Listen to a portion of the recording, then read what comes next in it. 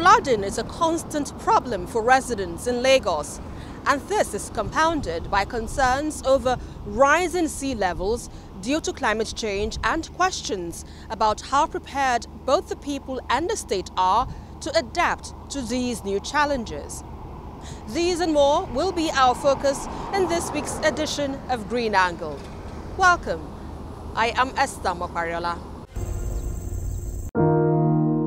Parts of central China's Henan province have been inundated by torrential rains this week, and the forecast shows no sign of relief. Heavy rainfall is expected to continue over the next 2 days, putting the region on high alert.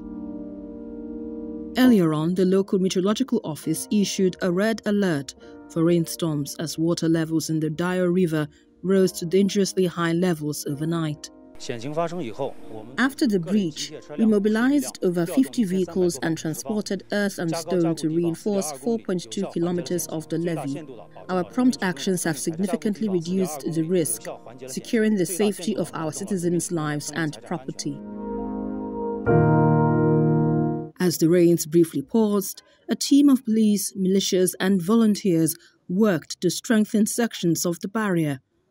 According to the weather forecast, there will still be heavy rain in Henan province in the coming days. Nanyang city of Henan has recently experienced extreme rainfall, with some areas receiving more than 600 millimeters in 24 hours. The downpour has caused urban flooding and submerged farmlands. Houses in some villages were also flooded, and some villagers were trapped. We haven't eaten since 8 a.m. When we saw the armed police officers coming to rescue us, we felt hopeful. Finally, we were picked up by them and brought here. We feel very relieved now. We moved quickly as soon as we got to know about the situation. Our officers were divided into groups to carry out the evacuation of residents. So far, we have moved out hundreds of trapped residents.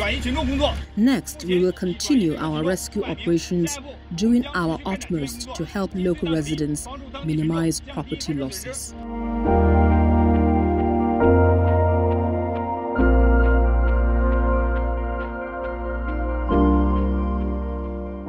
For a rapidly growing megacity like Lagos, waste management remains a significant challenge.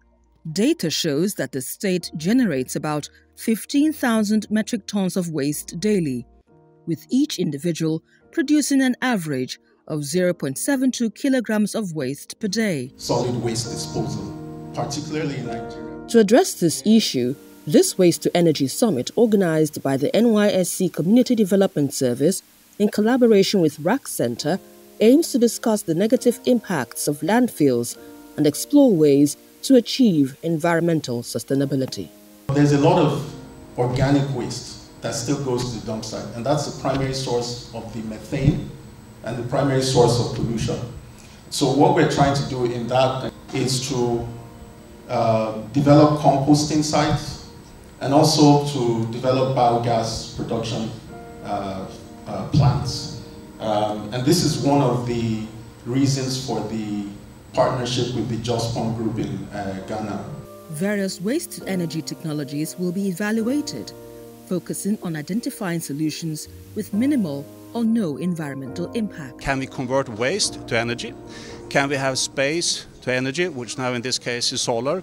We want to increase our ratio of renewable in our energy mix, and I do believe that the whole discussion about waste to energy is relevant and is a very good ecosystem. The first is for us to be aware of what we need to do, and then start using less, materials that would constitute as waste. Then the waste that we have available, we start learning how to use them to create wealth and create more wealth for everybody. The outcomes of this summit are expected to pave the way for innovative approaches that will benefit both the environment and residents of Lagos.